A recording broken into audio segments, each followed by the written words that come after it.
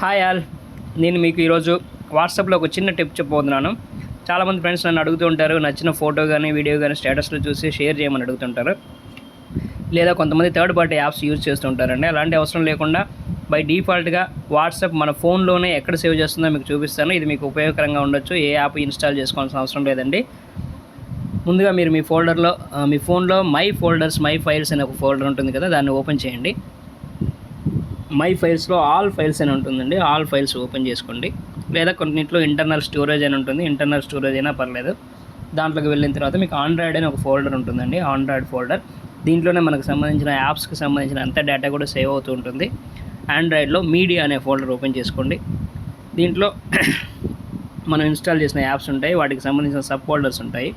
మనకు కావాల్సింది WhatsApp statuses కాబట్టి com.whatsapp అనే ఫోల్డర్ ఓపెన్ చేసేసుకోండి. దీన్ని మళ్ళీ ఓపెన్ చేశాక దీంట్లో మీకు సబ్ ఫోల్డర్స్ ఉంటాయి. ఇందులో కొన్ని ఫోల్డర్స్ హైడ్ అయి ఉన్నాయి, చూసారా? వీటి యాక్చువల్గా హైడ్ అయి ఉంటాయి బై డిఫాల్ట్గా. మీరు అన్హైడ్ చేసుకోవాలి. ఇక్కడ 3 డాట్స్ దగ్గర క్లిక్ చేస్తే షో హిడెన్ ఫైల్స్ అనే ఆప్షన్ వస్తుంది. లేదా కొంతమందికి ఇలా సెట్టింగ్స్ రావచ్చు. సెట్టింగ్స్లో డిస్ప్లే హిడెన్ ఫైల్స్ అని ఉంటుంది. ఈ డిస్ప్లే హిడెన్ ఫైల్స్ ఆన్ చేసుకుంటే మీకు హైడ్ అయిన ఫైల్స్ అన్నీ కనిపిస్తాయి. దీంట్లో మీడియా ఓపెన్ చేసుకుంటే మీ స్టేటసెస్ అన్నీ ఇక్కడ ఉంటాయి. అది హిడెన్ ఫైల్ అంటే ఓపెన్ చేసి పెట్టుకోండి.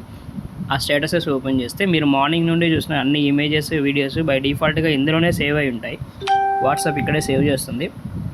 మ్యాక్సిమం 24 అవర్స్ ఉంటాయండి ఇవి సేవ్ అయ్యి. ఇక్కడ నుంచి మీరు నేరుగా వీటిని కాపీ చేసుకోవడం కానీ షేర్ చేసుకోవడం కానీ చేయొచ్చు. ఎలాంటి క్వాలిటీ తగ్గదండి, హై క్వాలిటీలో ఉంటుంది. స్క్రీన్ షాట్స్తో అవసరం లేకుండా నేరుగా మీరు ఇక్కడ నుంచే దీన్ని యూస్ చేసుకోవచ్చు అండి. కాపీ వేరే ఫోల్డర్కి కావాలంటే కాపీ చేసుకోవచ్చు. ఇక్కడ నుంచి మీరు షేర్ చేసుకోవాలంటే షేర్ చేసుకోవచ్చు. ఈ టిప్ మీకు ఉపయోగపడుతుంది అనుకుంటే షేర్ చేయండి, సబ్స్క్రైబ్ చేయండి, లైక్ చేయండి. తెలిసిన వాళ్ళు అందరికీ షేర్ చేయండి, తెలియని వాళ్ళు నేర్చుకోండి. Thank you.